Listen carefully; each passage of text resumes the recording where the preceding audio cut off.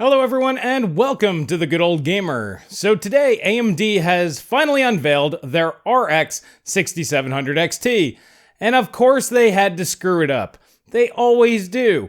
Coming in at $479, this is not a great showing from AMD. So looking at this and comparing it to the RTX 3070 and RTX 3060 Ti, I sat down and I was like, why does this bother me so much?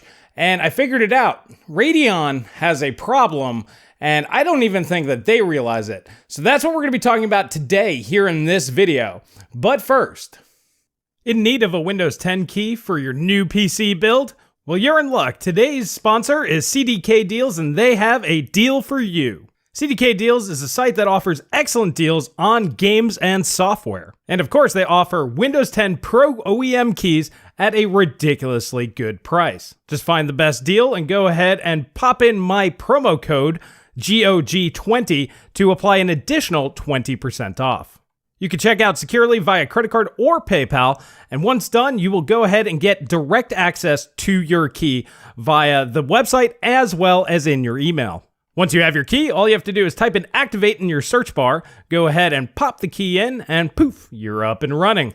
To take advantage of this excellent offer, all you have to do is click the link in the description and pin comment down below. Make sure to apply GOG20 to get that additional 20% off. So let's start off with the performance of the RX 6700 XT. This is a slide that AMD provided comparing it to the 3060 Ti and RTX 3070. And as you can see from these numbers, some games it beats the RTX 3070. And in particular, the most egregious benchmark here would be something like Watch Dogs Legions, where it loses to the RTX 3060 Ti.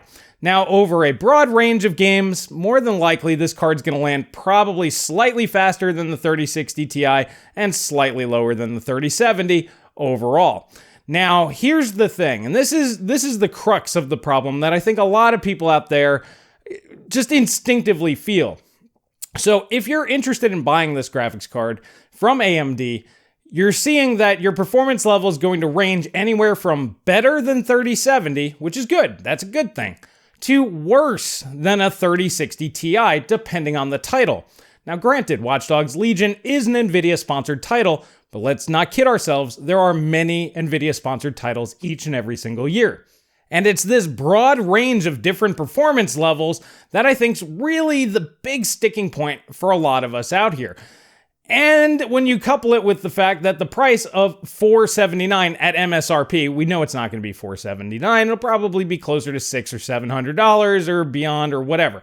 But realistically, even if this was sold at MSRP or near MSRP, it's basically being positioned as an RTX 3070 competitor when it's sometimes a 3070 competitor. And this is the real issue. AMD does not have a card that's literally 5% faster than a 3070 or 5% slower than a 3070. If it was very consistent across the board, then you can kind of make that price work a little bit, as it is technically cheaper than the 3070's MSRP. Once again, I know MSRP is meaningless right now, but because AMD does use RDNA 2, Nvidia is using Ampere, they're two different architectures, they are going to vary on a game-to-game basis. But a card that can potentially be worse than a 3060 Ti in some titles, that just means you're not getting a very consistent performance level out of this card. And that makes it not really a 3070 competitor. You might be able to make the argument that, yeah, it's faster than a 3060 Ti overall and in most cases, so maybe something like 429 might have made sense for this card. It also has more VRAM, 4 gigabytes more at 12 gigabytes versus 8 on the 3060 Ti and 3070. But once again, being positioned at $479, this tells us that AMD believes it's a 3070 competitor, and it just simply isn't. There's a few reasons for that.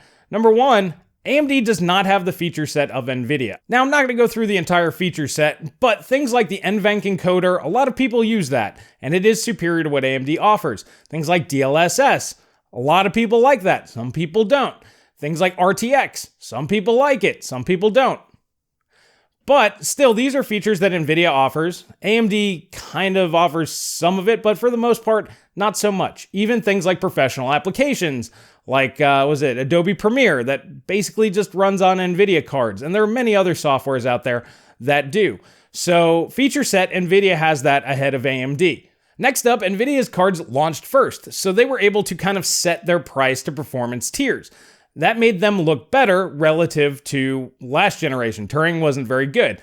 2080 Ti performance, $500, 3 gigs less RAM. It worked out and it looked good. Now, that has been established as kind of the baseline, and instead of competing with Nvidia, and this is really the big sticking point, AMD doesn't really compete anymore. They just kind of slot in as close as they possibly can without even providing the same amount of value. Nvidia was able to set the prices where they are because they were first to act. When you're second to act, you have to kind of slot into an appropriate position. And AMD, instead of trying to compete directly with Nvidia, like I said, they're just trying to slot in and maximize their profits instead of gaining market share. That's disappointing for us because if AMD is not competing with Nvidia, then who is? There is no real competition to Nvidia right now. AMD is just slotting themselves in. That's all they're doing. They're not actually competing. They know they're going to sell out of all of their GPUs this time around, so they really don't care. But this is a trend that we saw last time with RDNA 1 and even something like the Radeon 7, where performance per dollar, they were pretty much right where they could slot in, where it's like, yeah, it kind of makes sense, and without the feature set that I just previously mentioned. Now, I was going to use the not wanting to compete part as a separate point, but I dovetailed it in right there. And that's really my ultimate crux of the problem. Whenever I see charts like AMD showed where their performance levels so all over the place and they're pricing towards the higher end, so, it competes with the 3070 sometimes, so they're pricing towards that end. Meanwhile, it still competes with the 3060 Ti some of the time, and it's not priced anywhere near that card. This lets me know that AMD just isn't competing. They're out to maximize value, and we have no competition in the market. And that's the worst part about this. There's no more competition. It's just maximize profit, maximize value, and take as much money away from you and providing as little value as possible. Many people will say this is what businesses are supposed to do. Yes, but in most markets, you have enough competition that things don't get this out of hand. There's only two competitors here, and if they're both like, nah, we're just going to do this thing, we talked it over, they'll just slot their thing in $20 cheaper, and it's fine, it'll be fine. Basically, it's not collusion. I don't think they're actually pricing things out together, but it's like pseudo-collusion or self-collusion, because AMD is just seeing what Nvidia does, and they just follow suit, and that's the end of it. So the GPU market will never recover until there's another competitor out there. I suppose all the years that nobody really bought AMD hardware when they were the best or had the best price or performance has led them to this point. Instead of trying to gain market share, they're just trying to maximize value. For them as a company, this might make the most sense. For us, it just means things are going to stagnate. So with this announcement, AMD has just told me they're missing the point, what the gaming community really wants, the PC enthusiast community really wants, and that's a competitive market. AMD has no desire to deal with that anymore. So we're just going to have to deal with what is. In the current market, it doesn't make any sense. This makes the RTX 3060 Ti the super champion of this generation. The RTX 3060 was awful next to the 3060 Ti. 3070 looks stupid next to the 3060 Ti. The 6700 XT also looks stupid next to the 3060 Ti. I know many of you guys out there have been hoping AMD would come to their senses, get back to that mentality of super value at super decent prices, but not so much that they're cutting their own throat. For example, if this card came out at $399, I don't think anybody would argue with that, because then it'd be competing with basically the worst case scenario performance level. Sometimes the 3060 Ti will beat this, but most of the time, the 6700 XT is going to stomp it. But at the same price point, that feature set doesn't really matter as much if you just want the performance. If you don't care as much about those features, that would make some sense. You do get the extra VRAM at that price point. That's also the price point that the 5700 XT, which this is replacing, was priced at. So to me, that would have been the right price. They probably could have stretched it to $429, and I would have been like, that's okay. Once again, they're not going to be selling for that anyway, but I'm talking about after the mining boom is over, and once these GPUs are on the secondhand market, who's going to want to buy this? everybody's going to want 3060 Ti's because of things like that feature set, and because they'll probably be cheaper than these until these turn into basically the bargain bin, RX 570s that we used to see for like $60 or $70 after that mining boom busted. That's what this reminds me of, is the RX 570 that nobody wanted. Meanwhile, that card had, feature parity, if not superior features, things like DX12 and Vulkan compared to Pascal. After the mining boom busted, everybody wanted the Nvidia cards. And in this case, if you can get the 3060 Ti, that looks like the GPU to get this generation, if you can get your hands on one at a somewhat reasonable price. This is a hard pass for me. AMD, you need to learn that you're not a competitor in this market. Yes, you can maximize value on your 20-ish% of the GPU market, but that market share is going to erode if you're not competitive on prices and features. You choose not to be competitive on features, that's fine. You have to be super competitive on price. I want this to be a warning to AMD. They continue on like this, they're going to just be eroded out of the discrete GPU market in the not too distant future. 5, 10 years, nobody's going to consider you as a viable option anymore if you keep pulling stuff like this. Well, alrighty guys, hate to leave it on a down note like that, but I want to hear your thoughts down in the comment section below.